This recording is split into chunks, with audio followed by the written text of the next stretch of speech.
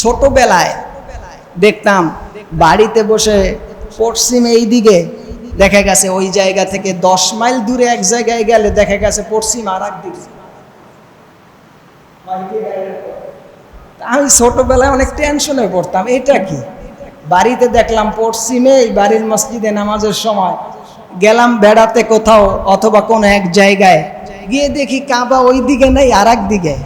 তো তখন চিন্তা করতাম ঘটনাটা কি, কাবাটা এরকমের কা, বাড়িতে এক জায়গায় আর এক বাড়িতে আর এক জায়গায় এরকমের কা। তো পরে যখন বড় হলাম আস্তে আস্তে কোরআন হাদিস দেখলাম, তখন দেখলাম যে আসলে কাবার জায়গায় আছে, মূলত মানুষের জায়গার অবস্থানটা পরিবর্তন হয়। এজন্য কাবার পশ্চিম, উত্তর, দক্ষিণ, এই কাবার 4টা দিক ওই পশ্চিম। কাবার স্বতন্ত্র কোনো দিক নাই, কাবার সব দিকই কি পশ্চিম। আমি বোধহয় বুঝাতে পারি না, যারা হজ করেছেন তারা তো দেখেছেন এই কাবার চারিপাশে গড়ে না এক পাশে গড়ে, চারপাশে গড়ে না। এই যে চারপাশে গড়ে, এই চারপাশে গড়ে এর কারণটাই তো হচ্ছে চারপাশই কাবা। সুবহানাল্লাহ। যদি বলা হইতো যে শুধু পশ্চিম দিকে ঘুরো, তো বাকি 3 দিকে আপনি ঘুরে নামাজ পড়লে অবস্থা তো বেগতি হয়ে যেত। আমার প্রিয় ভাইয়েরা, আল্লাহ রাব্বুল আলামিন কোরআনুল কারীমের 2তম পারার 2তম পৃষ্ঠার 3তম লাইন সূরাতুল বাকারার 148 নম্বর আয়াতের ভেতরে আল্লাহ পাক ইরশাদ করেছেন। আল্লাহ পাক বলেন, ওয়া মিন হাইসু খারাজতা ফাওয়াল্লি ওয়াজহাকা শাতরাল মাসজিদিল হারাম।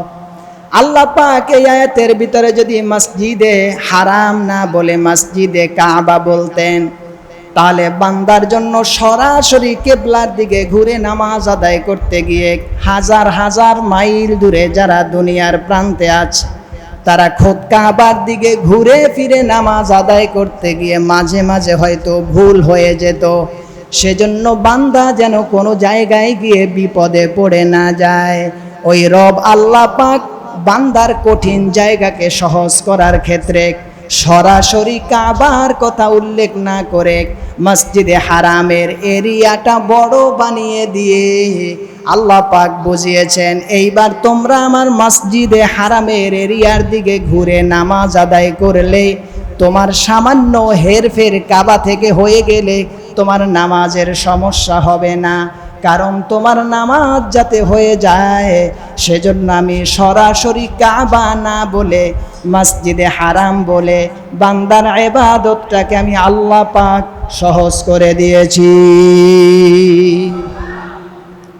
কিন্তু আপনি যেই দিকেই ঘুরে নামাজ পড়েন, নির্দিষ্ট শর্ত হচ্ছে পশ্চিম। এই পশ্চিমটাই কোনো জায়গার উত্তর হয়, এই পশ্চিমটাই কোনো জায়গার দক্ষিণ হয়, এই পশ্চিমটাই কোনো জায়গার পূর্ব হয়। আল্লাহ পাক বলেন, ওয়ালিল্লাহিল মাশরিক ওয়াল মাগরিব ফাইনামা তুওয়াল্লু ফাসাম্মা ওয়াজহুল্লাহ। তোমরা যেই দিকে ঘুরেই নামাজ আদায় করো, সব দিকই তো আল্লাহ। চারদিকের মালিককে আল্লাহ। তা আল্লাহ কাবা এই চারদিকের ভেতরে নামাজের জন্য একমাত্র পশ্চিমকে তিনি নির্দিষ্ট কেন করেছেন? কারণ মসজিদে হারামের চারিপাশেই পশ্চিম, এখানে উত্তর দক্ষিণ বলতে কোনো বিষয় নাই। এর যে কোনো দিক ঘুরেই মানুষ নামাজ আদায় করতে পারবে। কিন্তু মানুষ বিভিন্ন জায়গায় বসবাস করে, সেই বসবাসের জায়গার দৃষ্টিকোণ থেকে যেহেতু কোথাও উত্তর, কোথাও দক্ষিণ, কোথাও পশ্চিম, কোথাও পূর্ব, ওই জায়গাগুলি বসে যেন বান্দা বুঝতে পারে বাকি 3 দিক না, এক দিক হতে হবে। সেই এক দিক হবার জন্য আল্লাহ পাক কাবার রাখছে 4 দিক, বাকি পৃথিবীর সব জায়গায় 4 দিক থেকে বাদ এক দিক হয়েই আদায় করতে বলেছেন, যাতে বান্দা আমি আল্লাহর কাবাটা সহজে বুঝতে পারে। বলেন সুবহানাল্লাহ।